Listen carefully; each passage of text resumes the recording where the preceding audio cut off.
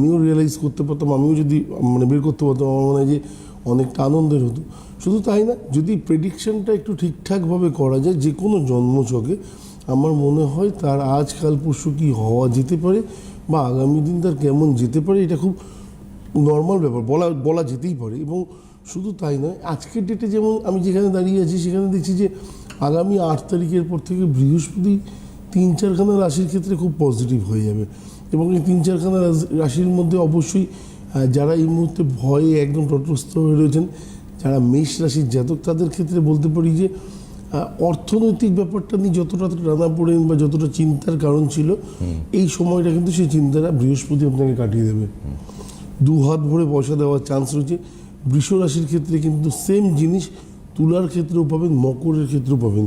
এবার আপনি যদি ইউটিউব খোলেন বা আদার্স কোনো চ্যানেল খোলেন, দেখবেন বৃষতে আগামী দিন ভয়ের ছায়া বা মকরে ভয়ের ছায়া, আলটিমেটলি আপনি ওখানে ভয় পাবেন। তো যে জিনিসগুলো থেকে পজিটিভ হতে পারে সেটা।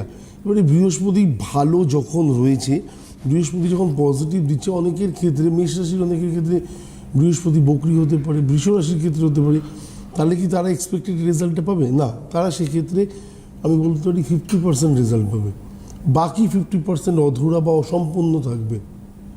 এটা গেল একটা পট। দ্বিতীয় কথা হচ্ছে, বৃহস্পতি কোনো কারণে নিচস্থ হয়ে গেছে, সেক্ষেত্রে কী পাবে?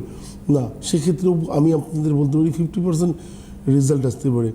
যদি বৃহস্পতি রাহু যদি থাকে, তাহলে আপনি জানবেন টাকা আসার মুখে এসেও আপনার কাজগুলো আটকে যাবে ঠিক এই সময়টাতে।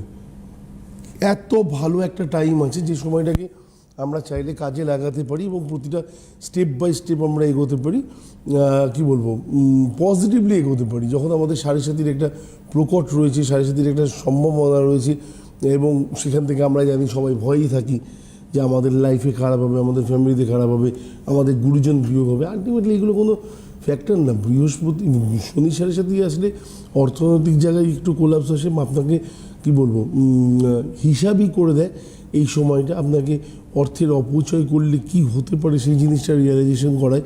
তো এর বাইরে আমার মনে হয় না কিছু হওয়ার আছে।